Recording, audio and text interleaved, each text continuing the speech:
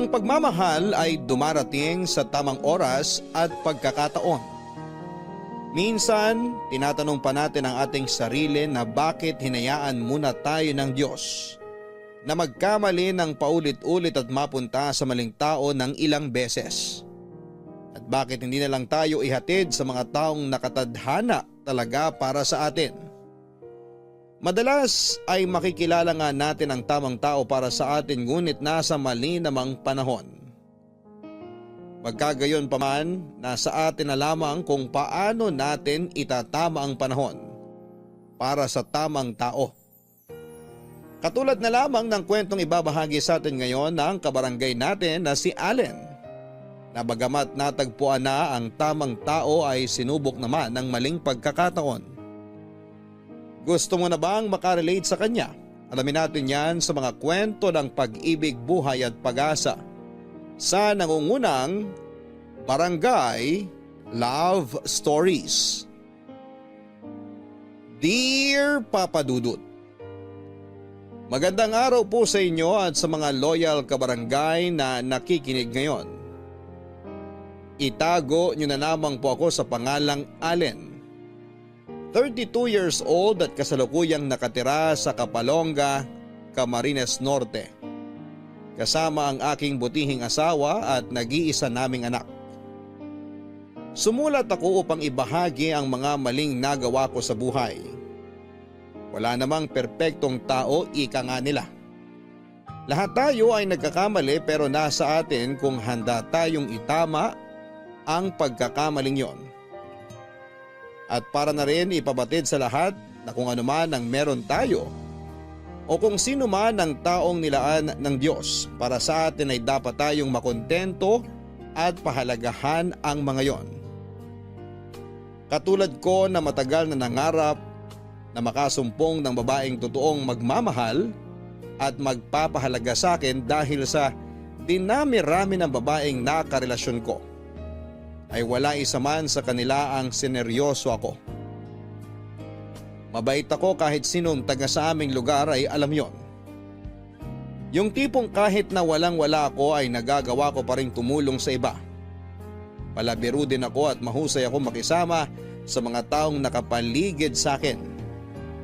Pero napagtanto ko na hindi sapat na mabait at matulungin lamang ako kapag nagmahal na ako at pumasok sa isang relasyon.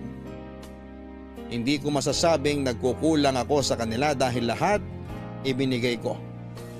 Pagmamahal at pag-aalaga. Masipag din ako magtrabaho dahil ayaw kong magugutom sila sa poder ko. Lalo pa at ako ang lalaki. At responsibilidad ko ang magiging pamilya ko. Pero kung may tuturing man nga na pagkukulang ang pagiging subsub ko sa trabaho dahil nawawalan ako ng oras sa mga naging girlfriend ko, ay humihingi naman ako ng pasensya. Pilit kong ipinapaintindi sa kanila na hindi kami mabubuhay sa pagmamahalan.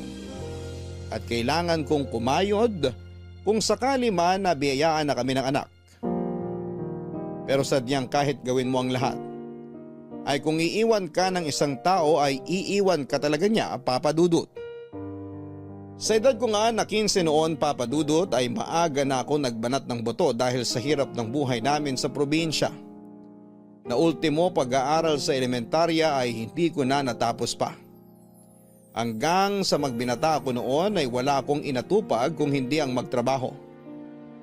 Panay na nga ang sitasakin ng mga tao roon na wala naman daw akong asawa ay panay ang trabaho ko. Ang sagot ko naman sa kanila ay ayaw ko na kung kailan mag-aasawa ako ay doon pa lamang ako magtatrabaho. Palagi ko ring sinasabi noon na hanggat bata ako ay mamulat na ako sa mga ganong klaseng responsibilidad dahil balang araw nga ay magkakaroon ako ng sariling pamilya at gusto ko na lahat ng pangangailangan nila ay maibigay ko. Edad na 18 ay nakilala ko ang una kong girlfriend. Pero hindi kami nagtagal dahil masyado raw akong busy sa pagtatrabaho. Nalaman ko na lang na ipinagpalit niya ako sa tropa ko. Nagkaroon pa ako ng 3 girlfriend pero ganun lang din ang nangyari. Ipinagpalit ako sa ibang lalaki dahil lang masyado akong busy sa trabaho na kung tutuusin ay para rin naman sa amin ang ginagawa ko dahil hindi naman pwedeng lagi nga kaming magkasama pero gutom naman kami.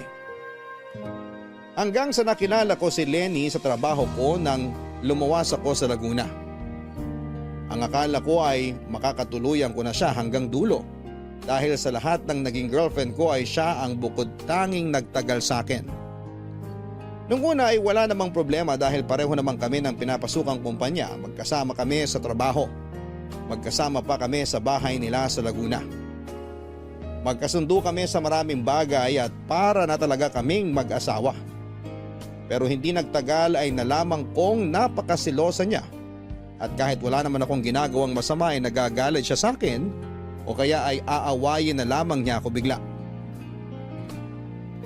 Papa Dudut, hindi naman kasi sa pagmamayabang ay marami talagang babae ang napapalapit sa akin dahil medyo gwapo ako at nakakatuwa raw akong kausap. Masyado kasing malawak ang sense of humor ko, Papa Dudut. Marami akong biro na talaga namang nakakatawa. Pero yun lang naman yun dahil kahit kailan ay hindi ko naisip magloko, lalo pa nga at alam ko ang pakiramdam ng lokohin at iwanan. Umili nga ako noon sa Diyos na sana ay si Lenny na talaga ang makakatuluyan ko at makakasama ko hanggang sa pagtanda ko. Pero dahil nga sa madalas na pag-aaway namin ay nakaramdam ako ng pagod. Pagod na intindihin siya palagi sa tuwing tinotoyo siya. Kung tutuusin nga ay umiwas na ako sa mga babae. Pati ang cellphone ko ay ibinigay ko na sa kanya para lamang matigil siya sa kakaselos niya ay wala pa rin. Sa kabila ng ginawa kong yon ay hindi pa rin siya natigil sa pang-aaway sa akin na dumating nga sa point na nasaktan na niya ako ng pisikal. Doon ako nakaisip na kung si Lenny ang mapapangasawa ko ay hindi magiging payapa ang dapat na tahimik na buhay may asawa ko. Dahil na rin sa palaging pag-aaway namin ay nawala ang pagmamahal ko sa kanya at napalitan na lang ng takot dahil kahit kailan ay wala isa man sa mga naging girlfriend ko ay pinagbuhatan ko ng kamay. Doon na nga ako nagpasya na umuwi na lamang sa amin sa Bicol at hindi ako nagpaalam sa kanya dahil alam kong hindi niya ako papayagan. Simula noon ay pinutol ko na rin ang anumang ugnayan na meron ako sa kanya. At kailan ko lang napag-isip na sana ay nakipaghiwalay ako ng maayos. Pero naroon na ako at malaya na ako mula sa relasyong puro na lamang away at sakitan. 3 taon ako naging single noon, Papa Dudut. Sinabi ko noon na hindi ako maghahanap ng babae na makakasama ko bagkus ay nagdasal na lamang ako sa Diyos. Nahihintayin ko na lamang ang tamang babaeng ibibigay niya sa akin kahit na sino o ano pa siya ay tatanggapin ko siya ng buong buo. Basta mamahalin at hindi niya ako lolokohin. Sa 3 taon ay yon lang palagi ang dinarasal ko. Hanggang sa makilala ko si Ria, kaibigan siya ng bayaw ko. Napakasarap pakinggan ng boses lalo na ng tawa ni Ria. Masaya din siyang kausap. Ganun muna ang naging sistema namin, Papa Dudut. Tawanan lang muna hanggang sa panay tawag na nga rin ako sa kanya sa Facebook dahil inaabot na kami ng madaling araw sa pag-uusap. Doon ko nga napag-alaman na isa siyang single mom at mas matanda sa akin ng 5 taon. Pero nagtaka ko noon dahil 1 linggo ay hindi siya nag-online sa Facebook. Kaya naman nag-worry ako na baka iniwasan niya ako, pero makalipas nga ang 1 linggo ay muli siyang nagparamdam sa akin. At doon ko nga nalaman na nagkatrangkaso pala siya, Papa Dudut.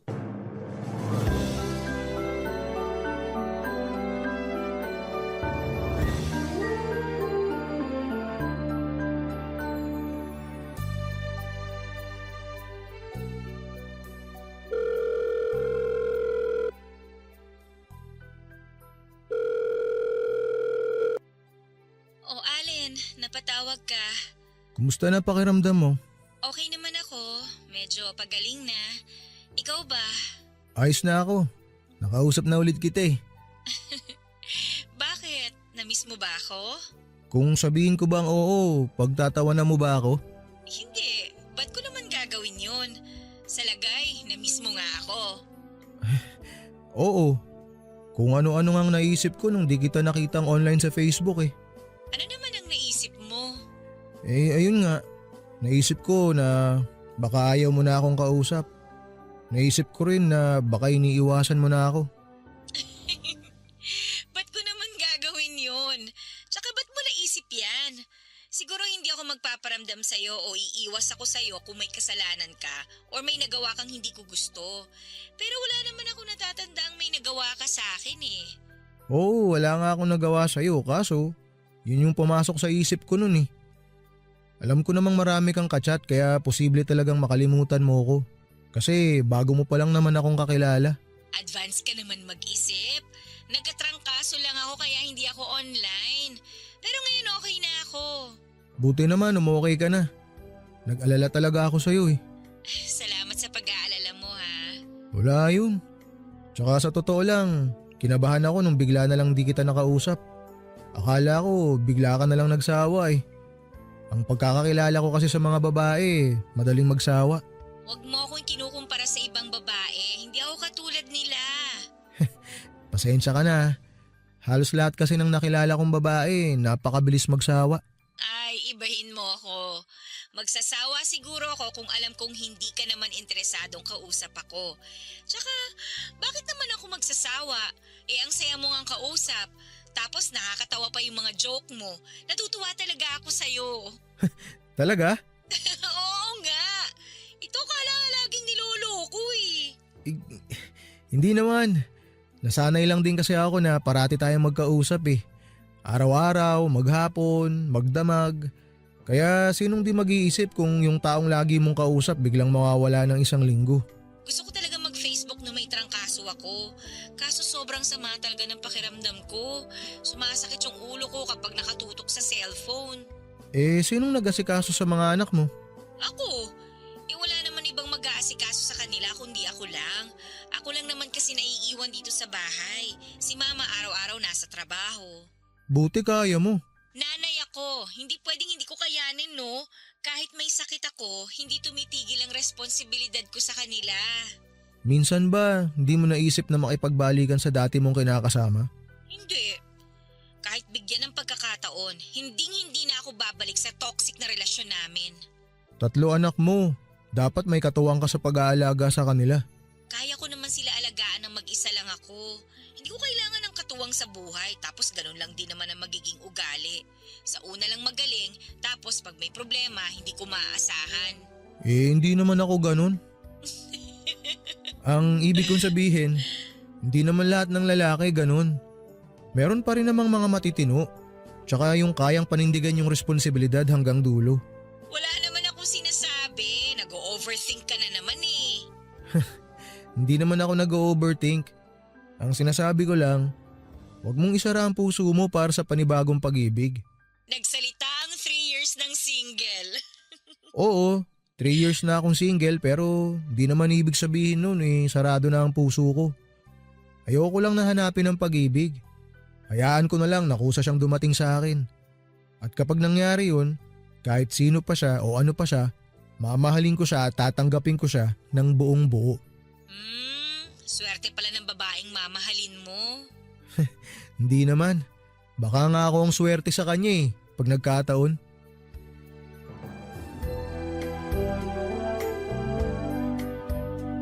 Papadudot makalipas nga ang halos 2 linggo ng gabi-gabi naming pag-uusap ay pakiramdam ko na hindi na lamang simpleng pagkawili kay Ria ang nararamdaman ko. At mas nabigyang linaw ko ang nararamdaman ko para sa kanya nang kinailangan ko magtrabaho noon sa malayong parte ng Bicol sa Panganiban. Ibinalita ko yon kay Ria at labis siyang nag-alala para sa akin na kahit magkaibigan lamang kami ay gano'n na lamang ang pagiging concern niya sa akin.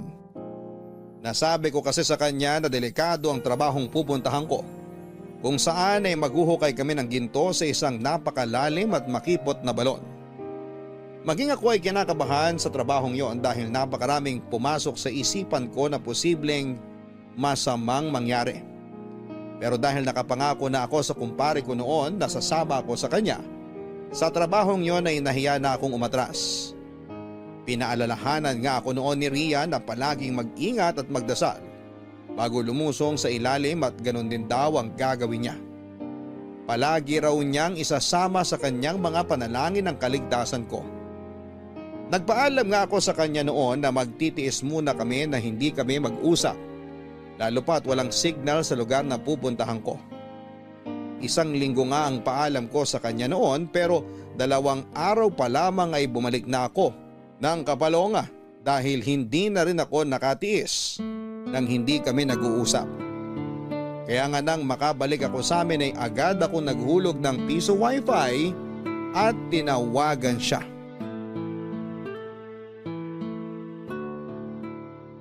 Oh, akala ko kung sinong tumatawag. Ikaw pala. Di ba nasa panganiban ka? Umuwi na ako. Bakit? May nangyari ba? Kumusta ka naman doon? Nakakainis yung mga kasama ko dun eh. Ako nasa ilalim nagtatrabaho tapos sila aabutan ko natutulog lang. Ay bakit naman ganun? Hindi naman patas yun. Pare-pareho lang naman kayo nagtatrabaho doon, di ba? Yun na nga. Kaya nga ako naiinis eh. O paano na yan? Wala ka ng trabaho. Marami naman akong trabaho na pwedeng pasukan. Di naman ako mababakante eh. Pwede naman ako magtrabaho sa nyugan ni Papa. Sa bagay. Maigi na rin yan kasi delikado rin naman yung trabaho mo sa panganiban. At least ngayon, hindi na ako masyadong mag-aalala kung ayos ka lang ba doon o hindi. Tsaka di lang naman yun ang dahilan. Namimiss na kasi kita eh. Hindi ako mapakali dun. Lagi kitang naiisip eh. Hala? Hindi nga. Seryoso ako. Maya't maya talaga naiisip kita. Iniisip ko kung gising ka na ba, nagkape ka na ba, o kaya kumain ka na ba. Iba na yan ha, Allen. Hala ka. Ewan ko nga eh. Hindi ko kaya na masyado tayo matagal na hindi nagkakausap. Kung sa bagay, kahit naman ako, hindi ko rin kaya. Ewan ko rin ba kung bakit? Alam mo ba, bago ako umalis papuntang Panganiban, nung sinabi mo sa akin na wag na lang akong tumuloy dahil delikado, tumaba puso ko nun. Kasi ramdam ko na sobrang nag-aalala ka para sa akin. Kahit na hindi naman tayo magkaano-ano. Hindi ka naman na ibang tao sa akin eh. Kaibigan na ang turing ko sa'yo. Ay, maiba ako. May itatanong pala ako sa'yo. Matagal ko na rin kasing gustong itanong sa'yo ito eh. Ano ba yon? Kung sakali na gusto mong mag-asawa ulit, ano bang hinahanap mo sa isang lalaki? Ba't mo naman naitanong yan? Wala naman. Gusto ko lang malaman. Pero kung ayaw mo namang sabihin, okay lang din. Wala naman akong sinabing ayokong sagutin. Okay lang naman. Napaisip lang ako kung bakit mo naitanong. Curious lang ako. Nabanggit mo kasi sa akin na may mga nanliligaw sa'yo pero wala isa man sa kanila ang nagustuhan mo. Sa totoo lang, wala na talaga akong balak mag-asawa eh. Kasi gusto ko mag-focus sa mga anak ko. Hindi na rin ako bumabata. 35 na ako. Kung sakali nga lang naman, ano bang hinahanap mo sa isang lalaki? Ay nako, di yung simple lang. Gusto ko yung madiskarte at may pangarap sa buhay. Yung mamahalin ako ng buong buo, tsaka hindi ako sasaktan. Tsaka syempre tanggap niya dapat yung mga anak ko. Nasa akin lahat ng katangian na yan. Oh, ba't ka natawa? Ayoko na mas bata sa akin. Ray, bakit ka naman ganyan? Nasa akin naman talaga lahat ng katangian na hinahanap mo eh. Tsaka di naman na ako bata. 30 na ako. Bata pa ba yun sa tingin mo? 5 taon nang tanda ako sa'yo eh. Kaya mas bata ka pa rin sa akin. Ayoko magmukhang sugar mommy ha. Di ka naman ganun katanda. Tsaka edad lang naman yan. Basta ang gusto ko, yung lalaki na mas matanda kaysa sa akin. Papadudot nang sabihin sa akin yon ni Ria ay parang pinanghinaan ako ng loob at nawalan ako ng pag-asa. Hindi ako nakaimik na mga oras na yon kasi nasa akin nga lahat ng katangian na hinahanap niya sa isang lalaki. Pero ang malaking problema naman ay bata ako ng 5 taon sa kanya. Ramdam ko ang diin nang sabihin niyang ayaw niya sa mas bata sa kanya. Pero kung tutuusin nga ay hindi naman ako bata dahil 30 anyos na ako ng panahong yon, habang siya naman ay 35 na. Bala ko na sanang itigil kung ano man ang nararamdaman ko para kay Ria, pero habang tumatagal pa kaming magkausap ay mas lalong lumalalim ang nararamdaman ko para sa kanya. Na hindi na lamang yon simpleng pagkagusto sa kanya. Magkagayon pa man ay hindi na bago ang pakikitungo niya sa akin at nanatili kaming mabuting magkaibigan. Nakahiligan na rin namin ang paglalaro ng online games. At kapag hindi naman kami naglalaro ay magkausap lamang kami lagi sa cellphone. Sa kabila rin ng sinabi niya na ayaw niya na mas bata sa kanya, nanligawan ko pa rin siya ng palihim. Lagi akong nagpapahiwatig at nagjo-joke ng kung ano-ano para lamang mapatawa siya dahil gustong-gusto ko talaga siyang nakikita at naririnig na tumatawa. Lalo na sa tuwing alam kong may mabigat siyang dinadala. Masaya na ako na mapasaya siya sa mga simple at corny kong jokes. Dahil nga palagi kaming magkausap ay alam na alam ko na kung kailan siya talagang masaya at kung kailan siya may iniisip. Bagamat may problema siya ay hindi niya yon pinapahalata. Pero dahil nga lagi ko siyang kausap ay kabisado ko na kung may dinaramdam siya, Papa Dudut. Halos lahat nga ng matatamis na salita ay nasasabi ko kay Ria. Hindi dahil binobola ko siya kundi dahil sa iyon talaga ang nararamdaman ko. Sa bawat pag-uusap nga namin ay unti-unti kong naikukwento sa kanya ang tungkol sa buong pagkatao ko. Wala na nga akong maitatago dahil halos lahat ay nasabi ko na sa kanya. Simula sa pamilya ko, sa ugali ko, maging ang mga nakaraang kong relasyon ay naikwento ko na sa kanya. Ang hindi ko lang noon alam ay unti-unti na rin palang nahuhulog ang loob niya sa akin. Nang isang beses na mag-usap kami at sinabi ko ang totoo kong nararamdaman sa kanya. Dahil hindi ko na rin kaya pang itago yon. Sa bawat araw na lumilipas na pilit kong tinatago ang nararamdaman ko, ay mas lalo lamang tumitindi ang pagmamahal ko sa kanya. Kaya nang hindi na ako makatiis ay nilakasan ko ang loob ko at umamin na ako sa kanya. Nung una ay hindi nagsalita pero inamin niya rin na maging siya ay may nararamdaman na para sa akin. Nang marinig ko ang sinabi niyang yon ay tila ako ang idinuyan sa alapaap sa sobrang tuwa. Hindi ako makapaniwala na ang babaeng gustong gusto ko ay may nararamdaman din para sa akin. At dahil hindi nga ako makapaniwala ay nakailang tanong pa ako sa kanya kung tama ba ako ng pagkakarinig o nabibingil lamang ako. Natatawa siya noon na sinabing hindi ako nagkamali ng pandinig dahil totoong gusto niya rin ako. Sobrang saya ko na nabali ko ang isang pamantayan niya sa pagpili ng lalaki. Kaya naman agad akong nagpaalam sa kanya na kung maaari ay ligawan ko siya at agad naman siyang pumayag. Itinuloy ko lang noon, Papa Dudut, ang mga nasimulan ko at sinigurado ko na mararamdaman niyang lahat ng oras at atensyon ko ay nasa kanya. Walang araw na hindi ko sinasabi sa kanya kung gaano ko siya kagusto. Hanggang sa umabot ng 2 buwan ang panliligaw ko sa kanya dahil buwan ng Mayo mismo ang kaarawan ko ay sinagot niya ako. At hindi ko may paliwanag noon ang sayang nararamdaman ko. Happy birthday, mahal! Thank you, mahal. Grabe. Kababasa ko lang sa message na pinost mo sa wall ko. Di ko may paliwanag yung saya ko. Masaya ka ba talaga? Oo, sobrang saya. Alam mo yung naantig talaga yung puso ko sa message mo sa akin sa post mo? Di ko alam na may tinatago ka palang ganun. Bakit ka naman naantig? Wala lang. Ako kasi lagi yung nagpapakilig sa'yo eh. Ngayon, ako naman yung kilig na kilig. Hindi naman ako manhid na tao. Hindi ako showy pero mahal na mahal na mahal na mahal talaga kita. Hindi ko man laging masabi sa'yo kung gaano kita kamahal pero ipinaparamdam ko naman yun sa'yo. Oo, ramdam na ramdam ko nga. Lagi mo akong inaalala tsaka iniintindi. Kahit malayo tayo sa isa't isa, pinaparamdam mo sa akin na nasa malapit ka lang. Lagi ka nag-e-effort kahit na sobrang busy mo sa mga ginagawa mo, lalo na sa mga anak mo. Samantalang ako, Oras at pagmamahal lang sa ngayon ang kaya kong ibigay sa'yo. Sobrang sapat na para sa akin ang mga yon. Kaya wag mong nilalanglang yung oras at pagmamahal na sinasabi mo.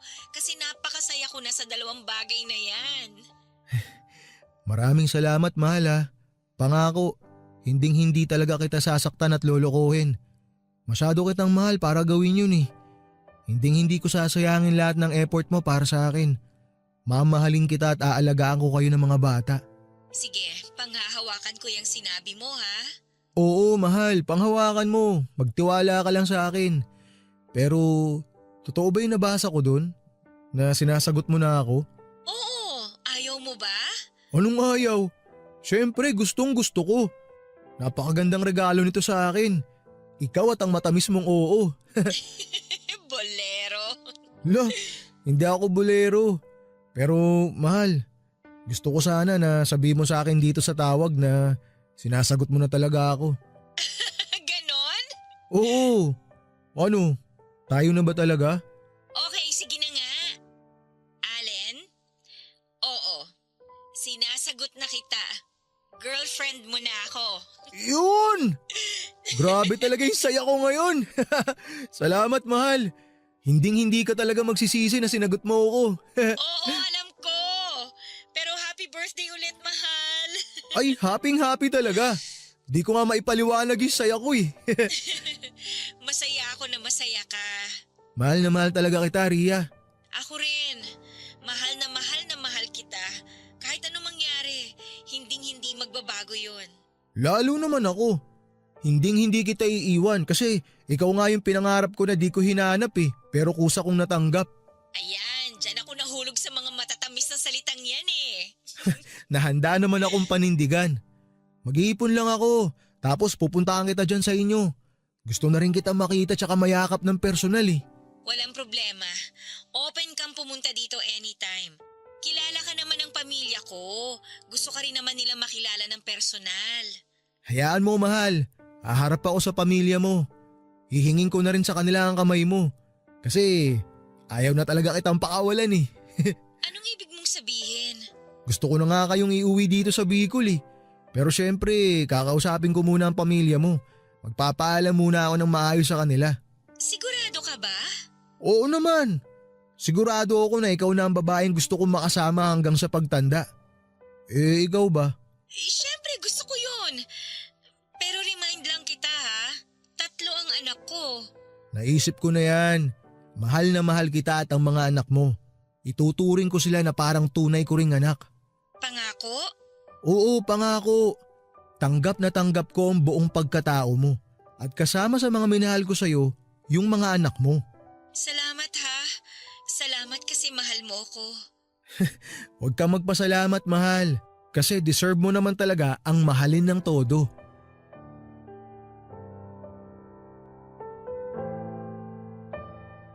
Papadudot naging maayos at payapa ang unang 2 buwan ng pagiging magkasintahan namin.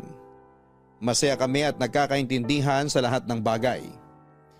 Nagpapasalamat nga ako sa Diyos na ibinigay siya sa akin dahil napakabait niya at maunawain. Yung tipong kahit minsan ay napakahirap kong intindihin ay hindi niya ako sinukuan. Si Ria din yung tipo na maalalahanin at napakalawak ng pangunawa. Kaya nga kung sakaling magkaroon kami ng hindi pagkakaintindihan ay agad namin yung naayos dahil hindi siya yung kagaya ng ibang babae na kapag galit ang partner nila ay sasabayan pa nila. Samantalang si Ria ay malumanay akong kakausapin at tatanungin kung ano ang problema at kung may mga bagay ba akong ayaw. Napakaswerte ko kung tutuusin kay Ria dahil sa lahat ng nakarelasyon ko ay siya lang ang nagpapahalaga at umiintindi sa akin ng ganon. Siya lahat ang nakagagawa ng mga bagay na hinahanap ko sa isang babae.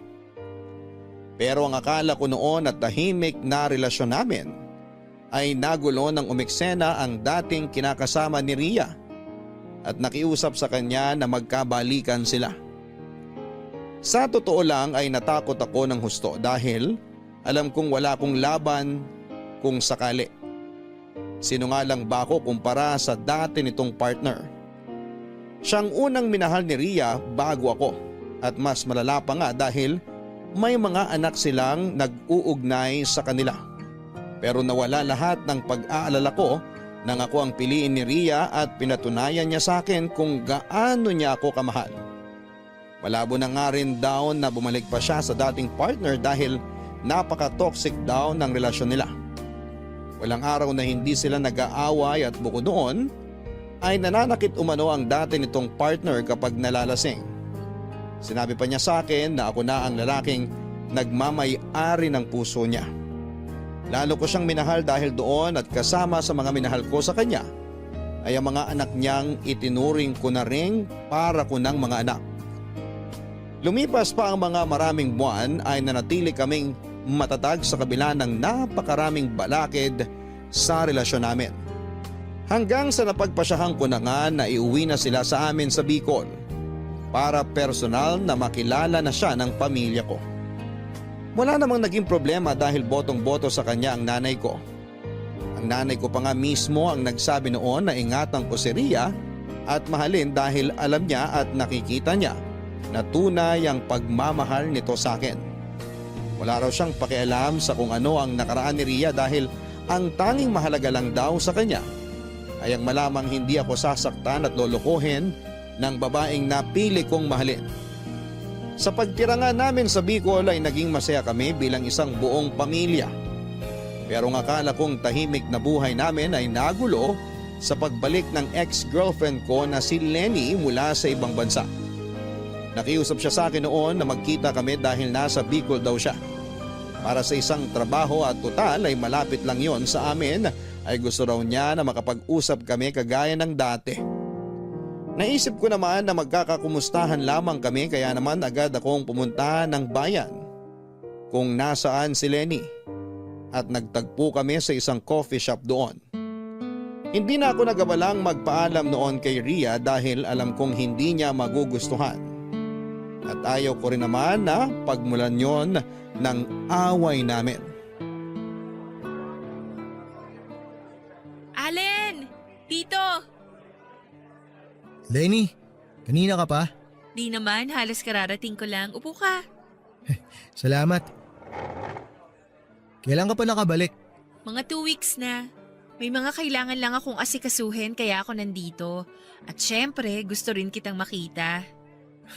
Ang hiyang mo sa ibang bansa ah. Gumanda ka lalo. Wala ka pa rin pinagbago. Bolero ka pa rin. Nagsasabi lang naman ako ng totoo. Nakailang babae ka na kaya sa mga salita mong yan? Para mo namang sinabing babaero ako. Di naman. Kaya lang ang bilis kasi ma-fall ng mga babae sa'yo eh. Isa lang naman ang naging babae ko pagkatapos mo. Oh? Kumusta naman? Kayo pa rin ba? Oo, kami pa rin. Katunayan nga, nagsasama na kami. Talaga? Saan? Dito? Oo, dito. Nakatira siya sa amin. Botong-boto nga sa kanya mga magulang ko eh. Wow! Samantalang ako noon, hindi mo man lang naiharap sa pamilya mo. Hindi ko tuloy sila nakilala. Nakaraan na yun. Ayoko nang balikan. Eh ikaw ba? Kumusta? Nasaan asawa mo? Nako, hiwalay na kami. Di ba kasal kayo nun? Oo. Ay, teka nga. Ba't ba parang ang dami mong alam tungkol sa buhay ko sa ibang bansa? Nakuwento lang sa akin ng mga tropa natin sa Laguna. Kachat ko sila nung minsan. Pero alam mo, ayoko nang tumira dun. Ayaw mo na bang bumalik sa Laguna? Oo, ayoko na. Wala naman akong gagawin dun eh. Andito ang asawa at mga anak ko. Hindi ko sila pwedeng iwan dito. Anak? Ilan na ba ang anak mo? 3, puro lalaki. Ah, gano'n na ba kayo katagal ng asawa mo? 5 months. 5 months? Teka, 3 na ang anak nyo? Bale, single mom siya. May 3 anak sila nung una niyang kinakasama. Ha? Ano ba naman yun? Nagpakatatay ka sa mga batang hindi mo naman anak? No offense ha, pero sigurado ka ba na willing kang maging tatay ng mga batang hindi mo naman kaano-ano? Lenny, kung may sasabihin kang hindi maganda, huwag mo na lang ituloy. Ay, wala namang masama sa sinabi ko. Buti sana kung isa lang ang aakuin mo. Pero 3? Ano? Ikaw lahat susuporta doon? Natural. Siya yung babaeng pinili ko eh. Kaya kung sino man ang mahalaga sa kanya, mahalaga rin sa akin. mamahalin ko rin. Tanggap ko buong pagkatao niya, maging yung nakaraan niya. Ang swerte naman pala niya. Ako ang swerte sa kanya kasi lahat ng hinahanap ko sa isang babae, nasa kanya na. As in lahat? Oo, lahat. Sa dinami-dami ng babae, bakit sa single mom ka nagkagusto? Bakit? May problema ba kung single mom yung nagustuhan ko? Wala naman ako nakikitang problema dun ah. Nasa kanya na lahat ng hinahanap ko sa isang babae. Okay, sige. Wala na akong sinabi. Ang akin lang, nagpapaalala lang naman ako. Ayoko lang makarinig ng hindi maganda tungkol sa kanya. Okay, sorry. Ayos na yon, huwag mo nang isipin. Alam ba ng kinakasama mo na nakipagkita ka sa akin? Hindi, O ba't hindi mo sinabi? magsiselos sa'yo yun. Kahit wala namang dapat pagselosan. Ex mo ko. Rason na yon para magselos siya. Maiba tayo, ikaw naman ang magkwento. Ano nangyari sa inyo ng asawa mo? Ay nako, babaero na, nananakit pa, malayong malayo sa'yo. Nagkaanak ba kayo? Hindi nga eh, pero okay na rin yon. At least wala nang mag-uugnay sa amin. Ikaw kasi bigla ka na lang nawala nang walang paalam. Umuwi ka rito nang hindi man lang nagpasabi. Tapos hindi ka na nagparamdam. Napag-isip-isip ko lang na hindi tayo para sa isa't isa. Sana man lang nakipaghiwalay ka sa akin ng maayos. Bakit? Kung nakipaghiwalay ba ako sa'yo, papayag ka? Siyempre hindi. Yun na nga. Kaya nga umalis na lang ako nang walang paalam eh. Pero isipin mo, wala tayong closure. Hindi tayo nagkaroon ng maayos na paghihiwalay. Di na natin maabot yung maayos na paghihiwalay na yan. Palagi na lang tayo nag-aaway nun eh. Sa tingin mo ba magiging payapa pa pagsasama natin? Nagbago na ako, Allen. Hindi na ako yung dating Lenny. Wala na ako nararamdaman para sa'yo. Mahal na mahal ko na si Ria. Kahit katiting, wala na. Kasi ako meron pa eh. Wala na talaga. Kilala mo ako. Oo na. Once nawalan ka ng feelings sa isang tao, hindi na yun maibabalik. Pero kahit friends ba, hindi na pwede? Magagalit si Ria kapag nalaman niya na ipagkaibigan pa ako sa'yo. Eh di wag mong ipaalam. Di naman pwedeng lahat kailangan siyang magdesisyon. Ay, bahala na. Ayan, friends na tayo ulit ha.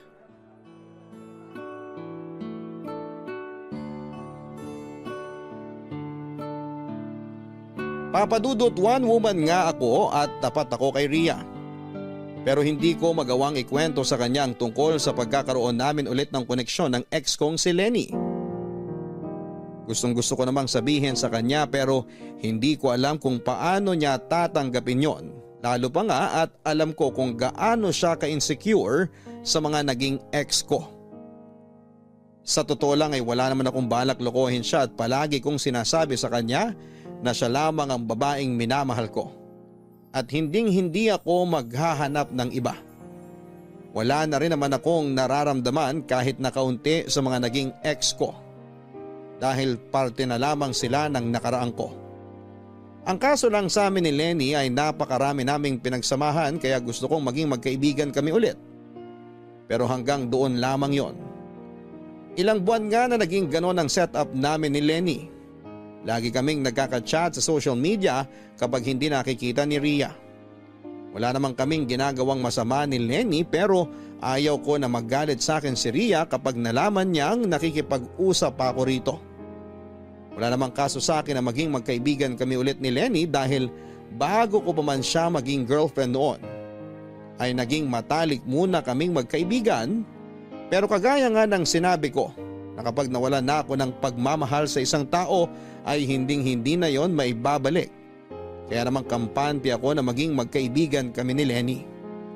Dahil alam ko sa sarili ko na hindi na babalik ang pagmamahal ko sa kanya. At si Ria na talaga ang babaeng gusto kong makasama habang buhay. Naghahanap lang talaga ako ng tiyempo kung paano sasabihin sa kanya nang hindi siya magagalit ng husto. Nagpatuloy nga ang lihim na pagkakaibigan namin noon ni Lenny. Palagi kaming magka-chat at nagkwekwentuhan ng kung ano-ano lamang. Madalas naman ay binubuksan niya ang topic sa ginawa kong pag-iwan sa kanya at ang mga nakaraan namin bilang magkasintahan.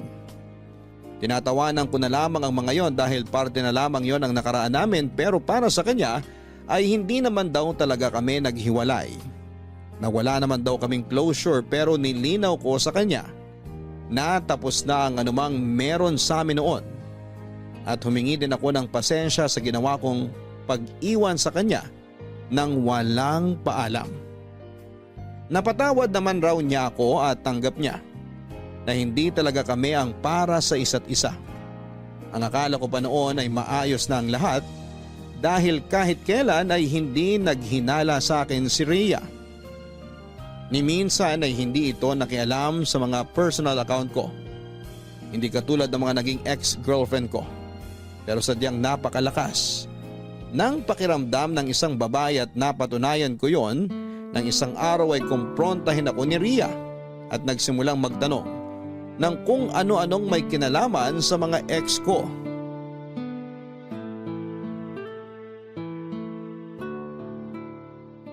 Mahal, kanina ka pa tahimik ah. Inaalo kita ng kape kanina, tumanggi ka. May problema ba? Hindi ko alam. Pero baka ikaw. Baka may gusto kang sabihin. Ano naman sasabihin ko? Hindi ko alam. Kaya nga tinatanong kita eh. Nagdadahilan ka na naman eh. Kung may problema ka, sabihin mo na. Huwag mong ibalik sa akin. Ikaw ang tinatanong ko. Eh paano nga kita sasagutin? Di mo linawin kung anong gusto mong sabihin ko. Nakabalik na ba galing ibang bansa si Lenny? Oh, ba't natahimik ka? Kung may gusto kang sabihin, sabihin mo na. Habang mahaba pa ang pasensya ko. Bakit? Anong gagawin mo kung maubos pasensya mo? Sasaktan mo ako? Anong sasaktan ang pinagsasasabi mo dyan? Para ka kasi nagbabanta eh. Ang akin lang, wag na wag kang magsisinungaling sa akin. May ano eh. Anong ano? May ugnayan ulit kami ni Lenny. Pero wala lang yun. Magkaibigan lang kami nun. Wala lang yon? Pero tinago mo yung tungkol doon? Pati mga usapan niyo sa chat, puro deleted? Mahal naman eh. Alam mo naman kung gaano kita kamahal, di ba? Si Lenny, ex ko lang yun. Magkakaibigan lang talaga meron kami. Ang punto ko, bakit hindi mo sinabi? Bakit inilihim mo sa akin ang tungkol sa kanya? Kasi nga, wala lang yun. Di ko rin sinabi sa'yo kasi alam ko na magiging ganyan reaksyon mo. Kung kaibigan lang siya, hindi mo dapat tinago ang tungkol sa kanya. Hindi mo dapat binura yung chat ninyo. Kasi dahil sa ginawa mong yan, mas lalo akong nag-iisip na baka hindi lang kayo magkaibigan. Wala lang talaga yun, promise. Yan nga mismo yung sinasabi ko eh. Kaya hindi ko sinabi sa'yo kasi alam ko na magkakaganyan ka. At anong gusto mong maging reaksyon ko? Magtatalon ka sa tuwa dito? Ay! Ano? Magsalita ka, Allen! Ayusin mo, magpaliwanag ka para maintindihan ko yung rason mo. Ano pa bang ipapaliwanag ko? Eh iniisip mo na ngang may ginagawa akong kalokohan eh. Sa ginagawa mo nga kasi, hindi ko mapigilang mag-isip. Alam mong ayaw ko nang nakikipag-usap ka pa sa kahit na kanino sa mga ex mo, pero ginawa mo pa rin. Ex na nga, di ba? Parte na lang siya ng nakaraan ko. Ikaw ang pinili ko. Ikaw ang mahal ko. Mahal mo ko, pero nagawa mo maglihim sa akin. Gano'ng katagal na kayo nag-uusap? Kailan mo balak sabihin sa akin, ha? O mas tamang itanong ko kung may balak ka bang sabihin sa akin yon? Bahala ka, Rhea. Isipin mo na gusto mong isipin. Ayoko na magpaliwanag. Ngayon ikaw pa ang galit? Ba't parang kasalanan ko pa na nagagalit ako ngayon? Eh pinangungunahan ka na naman kasi ng iniisip mo eh. Kaya nga pinagpapaliwanag kita, di ba? Kasi gusto kong intindihin yung sitwasyon. Bahala ka nga sa buhay mo. Sinabi ko na nga sa'yong wala lang yun eh. Pero pinipilit mo na meron kaming ginagawang masama. Para tuloy sinasabi mo sa akin na gawin ko na para magkatotoo yung hinala mo. Ano? Naririnig mo ba yung mga sinasabi mo? Oo, naririnig ko. Puro ka kasi selos tsaka hinala. Eh ano pang silbi ng pagiging matino ko kung lagi ka namang ganyan? Eh di para mo na rin sinabi sa akin na gawin ko na lang kung ano man yung iniisip mo. Hindi ko alam kung bakit ganyan ka magsalita. Ang tagal na natin magkasama pero ngayon hindi na kita nakikilala. Ibang-iba ka sa Allen na nakilala ko. Ako pa rin to. Walang nagbago. Nakakapagod lang magpaliwanag sa'yo. Okay, bibigyan kita ng space para mag-isip. Babalik na muna kami sa Rizal ng mga bata. Gusto ko rin mag-isip kung ano bang klaseng pag-intindi pa ang gagawin ko sa'yo. Pero hindi ibig sabihin ito iiwan na kita ha. Gusto ko lang maisip mo kung saan ka nagkamali.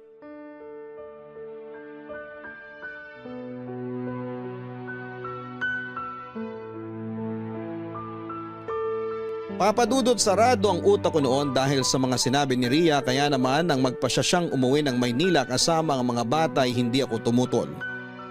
Naisip kong makakabuti na pansamantala muna kaming maghiwalay at dumistansya sa isa't isa dahil nga sa nangyari. Pero ang sabi noon sa akin ni Ria ay mag-iisip lamang siya pero hindi niya ako iiwanan. Gusto lang daw niya na mag-isip ako kung ano nga ba talaga ang priority ko sa buhay at mag-isip ako kung ano ang matinding pagkakamali ko. Aminado naman ako na mali talaga ako sa bagay na yon. Kaya naman hinayaan ko na lamang siyang umalis. Sobrang guilty ko rin ang mga oras na yon dahil sa ginawa kong paglilihim kahit na wala naman talaga kaming ginagawang masama ni Lenny. Naisip ko rin noon na hindi ako ang tamang lalaki para sa kanya at deserve niya ng lalaking hindi katulad ko. Lumipas ang mga buwan ay hindi ko siya ginulo. Hindi ko siya tinawagan o chinatman lang at ganon din naman siya sa akin. Kahit kumustahan ay wala. Naisip ko rin noon na baka nakapag-isip na si Ria na hindi talaga ako ang lalaking gusto niyang makasama habang buhay. Papadudot nagpatuloy pa rin ang ugnayan naming dalawa ni Lenny hanggang sasabihin niya sa akin na total ay pareho na kaming single ay bakit hindi na lamang kami magkabalikan. Lalo pa nga at one-sided lang ang paghihiwalay namin noon. Nung una ay nagdalawang isip pa ako dahil mahal ko pa rin si Ria. Kaya lang ay napaisip ako na baka may bagong lalaki nang nagpapasaya dito at gumagawa ng mga bagay na hindi ko nagagawa. Kalaunan nga ay pumayag din ako sa gusto ni Lenny dahil gusto kong subukan kung kaya ko bang maibalik ang pagmamahal ko sa kanya. Isa pa ay matagal ko namang siyang kilala at malaki na rin naman daw ang pinagbago niya, hindi katulad noong dati. Naging girlfriend ko noon si Lenny nang hindi nalalaman ng pamilya ko. At nang ipakilala ko nga siya sa nanay at tatay ko ay ganoon na lamang ang pagkadismaya ni mama. Hindi raw niya gusto si Lenny para sa akin, lalo pa nga at ramdam niya ang hindi magiging mabuting asawa sa akin si Lenny. Hindi tinago ni mama ang pagkadisgusto niya kay Lenny. Sinabi pa nga noon ni mama kaharap si Lenny na maayos na ang lagay ko kay Ria, pero hinayaan ko lang daw na masira ang relasyon namin. Hindi naman ako kumibo dahil tama lahat ng sinabi niya. At nang magmano nga noon si Lenny kay mama ay hindi ito tinanggap ni mama. Pero sa kabila nga ng pagtutol noon ni mama ay ibinahay ko pa rin si Lenny. Kaya lang ay naging mailap na noon sa akin si mama at ayaw akong kausapin. Ang habilin lang niya sa akin noon ay hindi siya makikialam. Pero anumang tulong daw ay wala akong matatanggap mula sa kanila dahil ayaw nilang suportahan ang kamalian at katangahan ko. Kaya naman nagsumikap ako noon sa pagtatrabaho para matustusan ang pangangailangan namin ni Lenny sa araw-araw. Bumukod kami at nagsolo at lumipas ang ilang buwan ay unti-unting bumabalik ang mga dating pangit na ugali ni Lenny na siyang kabaligtaran ng ugali ni Ria. Labis ang pagsisisi ko noon nang mapagtanto ko kung gaano ako katanga na pinakawalan ko ang nag-iisang babaeng umiintindi at nagmamahal sa akin ng totoo.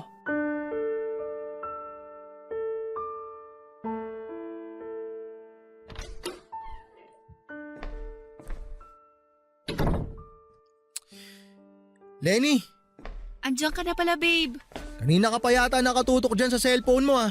May pinapanood lang akong drama. Alam mo ba kung anong oras na? Ha? Oh my gosh! Sorry, hindi ko napansin yung oras. Alam mo namang umuwi ako pag tanghali, di ba? Pagod na pagod ako sa trabaho tapos gutom na gutom rin ako. Tas ganito yung aabutan ko? Ang dumi ng sala? Dadalawa na nga lang tayo dito sa bahay, di mo pa maasikaso yung mga dapat asikasuin.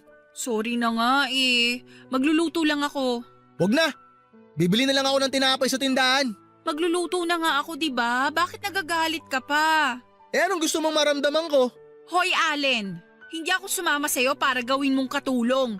Kung bakit ba naman kasi hindi ka pa bumili ng kalan at LPG para hindi ko na kailangan magpaningas ng kahoy para lang makapagluto. Alam mong hirap na hirap ako magluto sa kahoy eh. Kung nahihirapan ka na, di umalis ka. Yan ang hirap sa'yo eh. Kapag may problema, konting away, hiwalay agad ang nasa isip mo. Hindi mo man lang sikaping ayusin. Ako lang ba? Ikaw nga eh. Wala ka ring pinagbago. Tamad ka na nga, reklamador ka pa. Kung ano ka nung una kitang nakilala, ganun ka pa rin. Hindi ka marunong mag-asikaso sa bahay, lalong-lalo na ng kinakasama. Aba, ako lang ba ang nagkukulang sa relasyong to? May mga pagkukulang ka rin sa akin, baka nakakalimutan mo. Ni hindi mo man lang nga ako matitigan ng matagal, hindi mo ako mayakap o kaya mahalikan. Magkatabi nga tayong matulog pero lagi ka namang nakatalikod. Simula nung nagkabalikan tayo, kahit isang beses hindi mo ako ginalaw. Ikaw lang naman to nagpupumilit na magkabalikan tayong dalawa eh, di ba? Ginawa ko yung parte ko na maging mabuti at responsableng partner sa'yo. Pero hindi ko maatim sa sarili ko na yumakap sa ibang babae maliban kay Ria. Hayop ka? Ano lang pala ako rito? Hindi ko alam. Ikaw kasi tong pilit na sinisiksik ang sarili mo sa akin eh. Kahit alam mong wala naman na ako nararamdaman para sa'yo. Siguro kung talaga nagpakita ka sa akin ng effort na pinapahalagahan mo ko at inaalagaan, baka sakaling paunti-unti bumalik yung nararamdaman ko para sa'yo eh. Pero napag-isip-isip ko na lahat. Nagkamali ako nung binalikan kita. Napag-isip-isip ko rin na hanggat si Ria ang mahal ko, hindi ako magmamahal ng iba. Lalong-lalo na ng katulad mo. Ibang klase ka? Galing pa talaga sa'yo yung mga salitang yan? Mahal mo pala eh, bakit hinayaan mong umalis? Bakit mo hinayaang mawala sa'yo? Tatanga-tanga ka pala eh. Oo, ang laki kong tanga. Aminado ako doon. Sising-sisi ako na hinayaan ko masira ang relasyon namin dahil sa'yo. Dahil sa katangahan ko.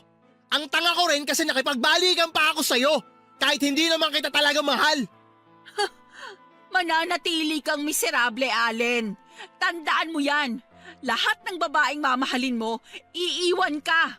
Isa na doon ang pinakamamahal mong si Ria. Baka nga ipinagpalit ka na nun eh. Tumigil ka na. Ang mabuti pa tapusin na talaga natin to. Wala namang kapupuntahan tong walang kwentang relasyon na to eh. Sige, matapang ka ha? Sa tingin mo ba makakahanap ka pa ng babaeng totoong magmamahal sa'yo? Hindi na, Allen. Yung babaeng yon, hinayaan mo na mawala sa'yo. Kaya hindi mo pwedeng isisi sa akin ang pagiging miserable mo. Kasalanan mo lahat to. Isipin mo na lang na isa akong pagsubok na dumating sa buhay niyong dalawa ni Ria. Si Ria, lumaban. Pero ikaw, hindi. Kaya wala kang ibang pwedeng sisihin kundi ang sarili mo. Papadudot, sobrang pagsisisi ang nararamdaman ko ng mga panahong naaalala ko kung paano ako pahalagahan at alagaan ni Ria. Pagpapahalaga na sinayang ko dahil lamang hindi kami nagkaintindihan at naging makitid ang utak ko na intindihin siya. Sinayang ko ang pagmamahal na ibinigay niya sa akin sa kabila ng mga panahong hirap na hirap siyang intindihin ako, pero pinili niya pa rin manatili sa akin. Doon ko nga rin na-realize kung gaano ko siya kamahal. Dahil kahit na nagsasama kami sa isang bubong ni Lenny ay hindi na bumalik ang nararamdaman ko para sa kanya. At hindi ko magawang yakapin o hagkan man lamang siya. Dahil sa tuwing susubukan ko ay mukha ni Ria na malambing na nakangiti sa akin ang nakikita ko. Nasermonan pa nga ako noon ni Mama dahil kung kailan wala na raw sa akin si Ria ay doon ko lang hahanapin. Sa totoo lang ay walang sandali na hindi ko siya naaalala at napagtanto ko kung gaano kalaki ang puwang na iniwan niya sa puso ko. Pero kapag naiisip ko na baka nakahanap na siya ng kapalit ko, ay nagiging makitid ang utak ko. Pero desidido ako noon na makita at makausap siya para lamang sa ikakatahimik ko kung talaga bang may iba nang nagmamay-ari ng puso niya. Dahil kung wala ay gusto kong ayusin ang nasira naming relasyon at pinangako ko na babawi ako. Ang sabi pa nga noon ni Mama ay susuportahan niya ako sa gagawin ko at huwag na huwag raw akong babalik sa Bicol nang hindi kasama si Ria at ang mga bata. Nang sabihin ngayon ni Mama ay wala akong inaksayang oras at agad akong lumuwas papunta ng Rizal para sadyain si Ria. Pero nang makarating ako sa kanila ay ang desmayadong mukha ng kanyang mama ang nabungaran ko. Bakas pa sa mukha ang gulat nito nang makita ako at tinanong ako kung ano ang ginagawa ko ron. Hindi na nga ako nagpatumpik-tumpik pa at sinabi ko kaagad ang pakay ko. Doon ko nga napag-alaman na matagal nang wala sa kanyang poder ang anak dahil may sarili na itong tinutuluyan. Papadudot kinapalang ko na ang mukha ko at nakiusap na kung maaari ay malaman ko kung saan ito nakatira at laking gulat ko nang pumayag kaagad siya. Papadudot sinamahan nga ako ng mama ni Ria sa bago nitong tinitirhan. At nang makarating kami sa bahay nito ay hindi ko napigilang mamangha. Kahit sa malit lamang yon ay napakaganda naman at napakalinis. Bungalow type ang bahay at may maliit na garden na sakto sa isang pamilya. Hindi ko lubos maisip na sa maiksing panahon ay guminhawa ng ganon ang buhay ni Ria. Alam kong may maayos siyang trabaho at madiskarte sa buhay pero hindi ko pa rin maiwasang bumilib sa kanya. Nakakalungkot mang isipin na umasenso siya nang hindi ako ang kasama niya. Ay masaya ako sa naging asenso niya. Abala ko noon ay galang paningin sa paligid ng mahagip ko ang figura ng babaeng kay tagal kong kinasabikan. Nakatayo siya noon sa pinto at nagtatakang nakatingin sa akin. Hindi ko mapigilang humanga sa kanyang itsura dahil ang nooy payat na si Ria ay nagkaroon na ng laman kaya naman mas lalo itong sumeksi at gumanda. Halatang alagang-alaga ito at hindi ko mapigilang masaktan. Sa naisip ko dahil pinangako ko sa kanya noon na aalagaan ko siya at ibabalik sa dati ang malusog niyang pangangatawan. Pero ibang tao ang gumawa noon para sa kanya. Bagamat nagulat siya sa presensya ko ay agad niya kaming in-invite na pumasok sa kanyang bahay pero ang kanyang mama ay nagpaalam na aalis at merong pang trabaho. Nagbilin pa ito sa amin na mag-usap kami ng maayos at ayusin ang dapat na ayusin. Nagpakiramdaman kami noon sa sala ng kanyang bahay at kapwa kami tahimik pero ako na ang bumasag ng katahimikan. Ria, kumusta ka na? Ayos lang. Wala yata yung mga bata. Wala nga. Nasaan sila? Nasa dati kong kinakasama. Ha? Pero bakit? Pumayag ako na dun muna sila sa tatay nila. Pareho naman kaming kinabukasan ng mga bata ang importante. Oo nga, pero bakit ibinigay mo sila sa ex mo? Hindi ko naman sila ibinigay. Nangako naman siya sa akin na hindi niya pababayaan ang mga anak ko. Gaano katagal na sila wala sa poder mo? Ilang buwan pa lang naman. Matapos ko silang ihatid sa ex ko, inasikaso ko na mga dapat kong asikasuhin para sa pag-aaral ko. Tinatapos ko yung mga dapat kong tapusin para makagraduate ako ng college. Sayang din kasi. Mabuti naman at natutupad mo na pa isa-isa yung mga gusto mo sa buhay. Hindi lang naman para sa akin to. Para din to sa mga anak ko. Kaya nga. Pero paano usapan nyo sa mga bata? Pag wala akong pasok, dinadalaw ko sila. Hindi ko sila mahiram kasi 2 araw lang naman akong walang pasok eh. Sinong kasama mo rito sa bahay? Wala, ako lang. Maiba nga pala ako. Kumusta kayo ni Lenny? Bale… Okay lang kung ayaw mong sabihin. Natanong ko lang naman. Hindi, ayos lang. Bigla lang ako nahiya. Wala na kami ni Lenny. Sobrang sising-sising nga ako sa nagawa ko eh. Nagsisisi ako na hinayaan kitang umalis nung araw na yun. Hindi kita pinigilan. Pero naging kayo ni Lenny. Ibinahay mo pang araw eh. Oo, naging kami. Tsaka tama ka, nagsama rin kami. Kasi akala ko kayang burahin ni Lenny yung nararamdaman ko para sa'yo eh. Pero nagkamali ako. Ganun ka kagalit sa akin para hilingin na mawala yung nararamdaman mo para sa akin? Hindi, Ria. Naisip ko kasi noon na wala na akong mukhang iaharap sa'yo pagkatapos ng ginawa ko. Naisip ko kung anong klaseng lalaki ako kasi sinaktan kita ng todo. Nangako ako na hindi kita sasaktan. Nangako rin ako na hindi kita bibitawan pero nagpalamon ako sa pride tsaka sa ego ko eh. Pumasok ako sa buhay mo tapos ginulo ko lang. Hindi ko na panindigan yung pangako ko sa'yo. Ay, Paulit-ulit kong sinasabi sa'yo noon na parte ng pagmamahal ang makaramdam ka ng sakit sa kalooban mo. Normal sa isang relasyon na magkaroon ng hindi pagkakaunawaan. Siguro nga kasalanan ko kung bakit tayo nagkaganon. Kasi wala naman akong ginawa kundi magselos, maghinala. Baka nga nasa akin talaga yung problema. Hindi Ria. Huwag mong sabihin yan. Wala kang kasalanan. Ako ang dapat sisihin sa nangyari. Pinairal ko kasi yung katangahan ko kaya tayo umabot sa ganito. Ako yung problema. Siguro tama nga yung sinabi ng mga ex ko na ako lagi ang may problema kasi ang hirap kong intindihin. Kailan ko ba'y pinaramdam sa'yo na mahirap kang intindihin? Sige, sabihin na nating mahirap kang ang intindihin. Sinukuan ba kita? Umalis lang ako nung araw na yon kasi pakiramdam ko nagsasawa ka na sa relasyon natin Naisip ko na kaya ka nakipag-ugnayan ulit kay Lenny kasi sawa ka na. Hindi Ria. Sorry kung may mga nasabi ako pero maniwala ka man o sa hindi. Wala talaga ako nararamdaman ni katiting para kay Lenny. Sobrang tanga ko lang talaga. Kasi hinayaan kong mangyari yun. Ewan ko ba? Hinayaan kong maramdaman mo na hindi ka sapat para sa akin. Kaya Ria, sobrang humihingi ako ng tawad sa mga nagawa ko. Sising-sisi talaga ako. Halos itakwil nga ako ni Mama nung malaman niya na hiniwalayan kita. Nung malaman niya lahat ng mga ginawa ko sa'yo. Wala kang kasalanan. Ako talaga yung may problema.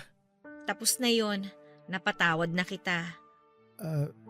Hindi mo man lang ba ako susumbatan? Hindi ka man lang ba magagalit sa akin? Napatawad na nga kita, di ba?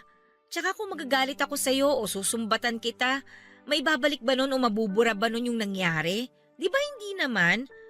Gusto ko lang ng peace of mind. At magagawa ko lang yun kapag inalis ko yung galit at hinanakit ko sa puso ko. Hindi ko alam kung anong katangahan ang sumapi sa akin para gawin ko sa'yo yun, Ria. Patawarin mo ako. Sobra-sobra yung pag-iintindi na ginagawa mo para sa akin. Kasi yun naman talagang dapat kong gawin Pag mahal mo nga ang isang tao, iintindihin mo siya palagi. Pero nandun pa rin yung pagpapaintindi mo sa kanya kung may pagkakamali man siya. Give and take lang lagi sa isang relasyon, Allen. Tandaan mo yan, hindi mag-work ang isang relasyon kung hindi dalawa ang magpapatakbo. Ria, alam ko na iisipin mo na sobrang kapal ng mukha ko kapag tinanong ko pa to sa'yo.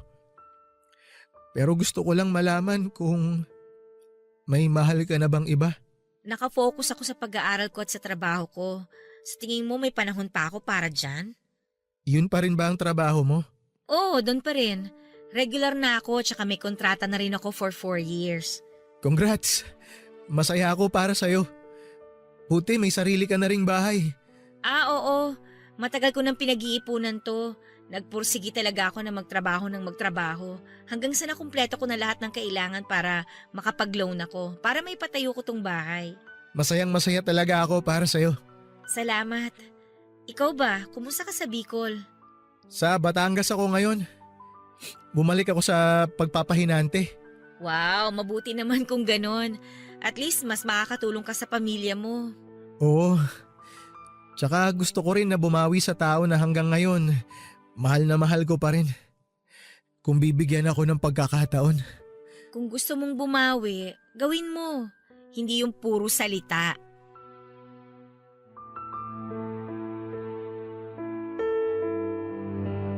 Sobrang dami nga naming napagkwentuhan noon, Papa Dudut, na para bang walang anumang alitan ang nangyari sa pagitan namin.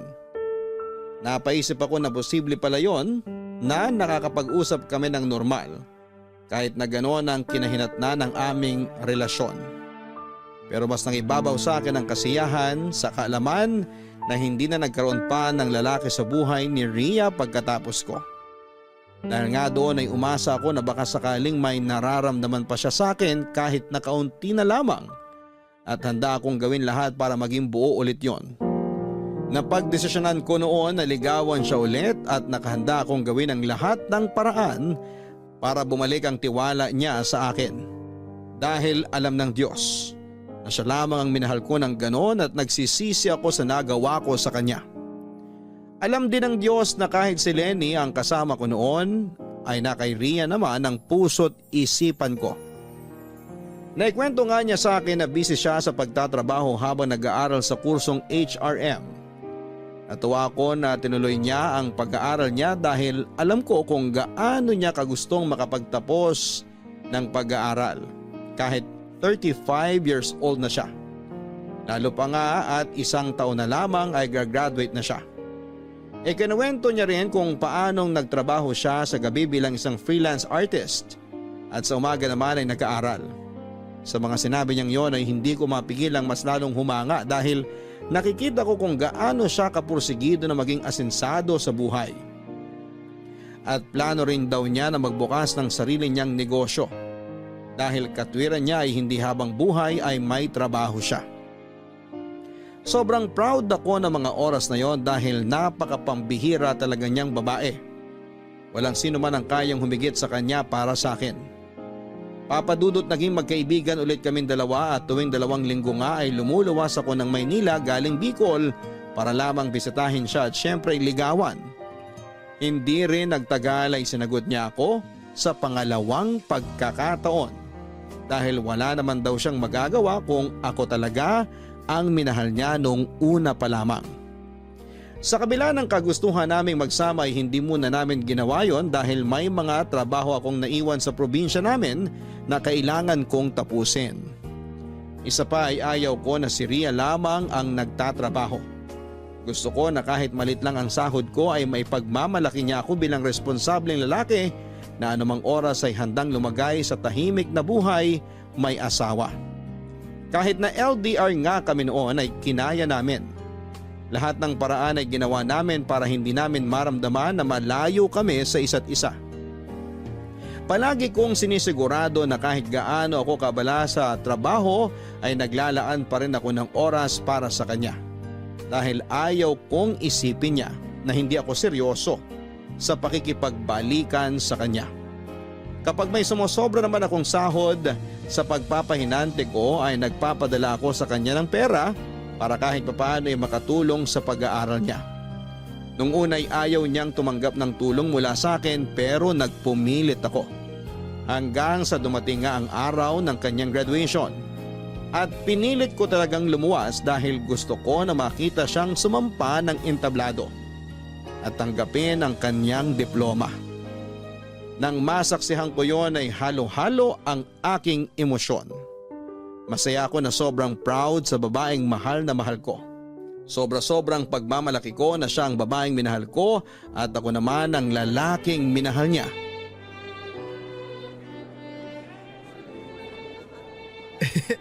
Congratulations, mahal! Thank you, mahal. Akala ko hindi ka makakarating eh. Pwede ba naman yun? Graduation to ng pinakamamahal kong babae. Ay sus, nang bola pa. Totoo, di ako nang bobola. Di mo ba ramdam kung gaano kita kamahal? Ramdam na ramdam ko yung pagmamahal mo sa akin. Mabuti naman. Kasi kung di mo ramdam, dadagdagan ko pa para mas damang-dama mo. Ramdam ko na nga. Masaya ka ba? Siyempre naman. Masayang masaya ako. Kasi natupad ko na yung pangarap ko na makapagtapos ng pag-aaral kahit sobrang late na. Pero congratulations ulit ha. Sobrang proud na proud ako sa'yo, mahal. Natutupad mo na lahat ng pangarap mo. Salamat, mahal ha. Hindi ko naman magagawa to kung hindi mo rin ako sinuportahan eh. Mahal, sabi ko naman sa'yo eh. Ang katuparan ng pangarap mo, katuparan din ang sa akin. Masayang masaya ako sa lahat ng mga naabot mo sa buhay. Kaya nga sobrang thankful ako sa suporta mo. Hayaan mo at pangarap mo naman ang tutuparin natin. Alam mo ba kung ano pangarap ko? Oo, isang simple, masaya at buong pamilya. Tama. Yun lang naman ang gusto ko eh. Masaya na ako dun. Tutuparin natin yan. Kayang-kaya kitang bigyan ng simple at buong pamilya. Pagtutulungan natin yun, mahal. Ipinapangako ko na bubusugin ko kayo sa pagmamahal at pag-aaruga. Mas magsisikap ako para mabigyan kayo ng maayos na buhay. Sana nga, mahal. Ayoko na rin kasing maghanap pa ng iba eh. Gusto ko ikaw na yung makakasama ko hanggang sa pagtanda ko. Hindi na tayo bumabata. dapat ang priority na lang natin ay ang maayos na kinabukasan natin at ng mga bata. Hayaan mo, hindi ko na talaga uulitin yung pagkakamali ko noon. Dapat lang, kasi pag inulit mo pa yon, hindi na talaga kita tatanggapin. Alam ko, at hindi ko nahahayaan na masira ng tuluyan ng relasyon natin, lalo na ngayon. Napakarami na nating planong binuo na magkasama. Kaya nga, lahat yun mangyayari. Sa hirap at ginhawa, magkasama tayo. Pangako, mahal, mas iintindihin na kita ngayon. Mahal na mahal kita. Mas mahal kita. Naks! Nakakakilig ah. Ay, maiba ako. Ano na palang plano mo ngayon na nakagraduate ka na? Gusto ko sanang bumalik na sa Bicol kasama ka. Paano yung bahay mo rito? Bali, magiging vacation house na lang natin yon kapag uuwi tayo rito. Mas maganda yung bahay mo dito kaysa sa bahay namin sa Bicol. Ano naman, ang importante, kasama kita. Pag nandun ka, magluluto ka ulit sa kahoy, mahal. Ay, walang problema sa akin yun, no? O kaya naman, bibili tayo ng kalan. Tsaka, namimiss ko na rin si na tita eh. O bakit tita na naman tawag mo sa kanya? Di ba nga dapat mama? Ay, oo nga pala. Di bale, bago kita ulit iuwi doon, ayusin ko muna yung bahay para maging komportable ka. Komportable naman ako kahit saan, basta ikaw ang kasama ko. Uy, wag ganon. Pinapakilig mo naman ako eh. Totoo yun, no? Tsaka ano nga pala, mahal. Gusto ko magka-baby na tayo bago ako mag-40. Habulin natin. Ang saya ko siguro nun, mahal, pag nagka-baby na tayo. Naku, mahal. Baka mapunta lahat ng atensyon ko sa anak natin pag nagkataon. Ano naman, ayos lang yon. At least sa anak naman natin. Mahirap kung sa iba mapunta ang atensyon mo, no? Siyempre, hindi mangyayari yan. Hatiin ko yung atensyon ko sa inyong mag-ina ko. Pantay ang magiging pagmamahal ko at atensyon ko sa inyo. Tsaka kahit naman magkaanak na tayo ng sarili, mamahalin ko pa rin ng buong buo yung mga anak mo. Pag nasa Bicol na tayo ulit, mahal, hiramin mo sila para masaya. The more the merrier nga, sabi nila. Oo, namimiss ko na rin nga sila eh. Pero lagi naman ako nag-video call sa kanila pag wala akong ginagawa. Bakasyon na nila, pwede ko na silang hiramin. Ayun naman pala eh. Tsaka namimiss na rin ni mama yung mga apo niya. O paano? Tara na? Saan tayo pupunta? Aba, edi syempre magde-date. I-celebrate natin tong graduation mo. Ay, gusto ko yan. Parang gusto kong kumain ng spaghetti. Spaghetti? Sige ba? Sagot ko. Kumain ka ng marami, mahal. Dahil happy graduation mo.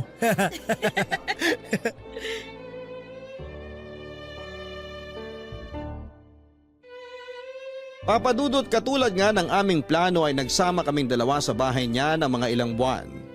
Pansamantala muna akong hindi umuwi ng Bicol noon para samahan si Ria sa negosyong gusto niyang itayo.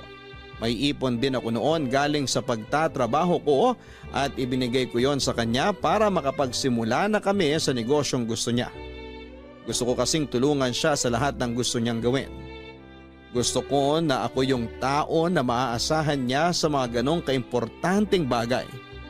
Lahat nga ng suporta ko ay ibinigay ko sa kanya dahil ang pangarap niya ay pangarap ko rin. Ang palagi ko ngang sinasabi sa kanya noon na matupad lang niya lahat ng pangarap niya ay siya na ring katuparan ng pangarap ko. Dahil kapag naabot na niya lahat ng mga pangarap niya, ay isang simple at masayang pamilya naman kasama siya ang hinihiling ko. Isang buwan nga lang ay nagdalang tao si Ria kaya naman nagplano kaming magpakasal. Sa totoo lang ay matagal ko na siyang gustong pakasalan pero ayaw ko naman na bigyan siya ng basta-bastang kasal. Kaya nga bumalik ako noon sa pagpapahinante. Palagi akong puyat at pagod sa biyahe pero sulit naman ang ibinabayad sa akin. Kada sahod ko nga ay nagtatabi ako ng pera para pambili ng singsing at para na rin sa gagastusin sa kasal. Plinano ko ang lahat ng hindi pinapaalam sa kanya dahil gusto ko siyang sorpresahin. Sa tagal kasi naming magkakilala at nagsasama ni Ria ay hindi niya binanggit kahit isang beses ang tungkol sa kasal. Hindi ko alam kung ayaw niya ba o hindi lang niya naiisip. Pero kung ako lang ay gustong-gusto ko na siyang pakasalan dahil ayaw ko na siyang pakawalan. Hindi ko na kasi nakikita ang sarili ko na mabuhay nang wala siya. Laking pasalamat ko na nga lang talaga dahil sa kabila ng nangyari ay tinanggap niya pa rin ako at ramdam kong mahal na mahal pa rin niya ako. May mga pagkakataon lang talaga na hindi maiwasang mabuksan ang tungkol sa nangyari dati pero naiintindihan ko naman siya dahil ako ang may kasalanan. Hindi naman siya kagaya ng ibang babae na galit kapag naaalala ang kasalanan ng partner nila. Nagpapaalala lamang siya na huwag ko nang uulitin dahil kahit kailan nga raw ay wala siyang itinatago sa akin. At nangako naman ako na hindi na uulitin ang pagkakamaling naging sanhi ng muntik naming paghihiwalay at pagkakawalay. Di kalaunan nga ay binayaan kami ng isang napakagandang sanggol na babae. Papadudot yun na ang masasabi kong pinakamasayang araw ng buhay ko nang masilayan ko ang aking munting anghel. Napatanong ako kung ano nga bang napakagandang bagay ang nagawa ko para biyayaan ako ng isang napakabuting partner at ng isang munting anghel. Simula nga noon papadudot ay nangako ako sa aking sarili na kahit na anong mangyari ay bubusugin ko sa pagmamahal at pag-aaruga ang pamilyang binuo ko. Hindi nga rin nagtagal ay nagpakasal kami sa huwes at hanggang ngayon ay masaya at nananatiling matatag ang aming pagsasama. Na kahit maraming balakid ay natagpuan namin ang isa't isa na nasa tamang panahon na. Marami mang panahon ang nasayang, mga luhang nawala na hindi mabilang. Sa pagpapahinga ay maraming napagtanto na may tamang panahon kung tama at karapat-dapat ang tao na iyong hinihiling. At dito na nga nagtatapos ang aking kwento na sana'y magsilbing leksyon sa mga lalaking may kapareho kong karanasan. Maraming salamat po Papa Dudut sakali man na isa itong sulat ko sa mapalad na mapili ninyong basahin sa araw na ito sa Barangay Love Stories. More power sa inyong programa. Ang inyong forever kapuso at kabarangay, Allen. Maraming salamat Allen sa pagbabahagi mo ng iyong kwento ng pag-ibig. Totoo nga naman ang kasabihan na may tamang tao na darating sa atin pero madalas ay sa maling pagkakataon. O di kaya ay pareho kayong nasa maling panahon at kailangan nyo lamang ng sapat na oras upang maging tama yon. Ang mahalaga lamang ay alam ninyo sa inyong mga sarili na kung darating man, ang tamang panahon na yon ay dapat na itong pangalagaan at huwag hayaang masayang. Hanggang sa muli mga kapuso, ako po si Papa Dudut sa mga kwento ng pag-ibig, buhay at pag-asa sa Barangay Love Stories number 1. Sabay-sabay nating pakinggan ang iyong kwento ng pag-ibig, buhay at pag-asa. Ipadala lang sa barangaylovestories@yahoo.com. Nagustuhan ng iyong napakinggan? Ituloy yan via live stream sa www.gmanetwork.com/radio.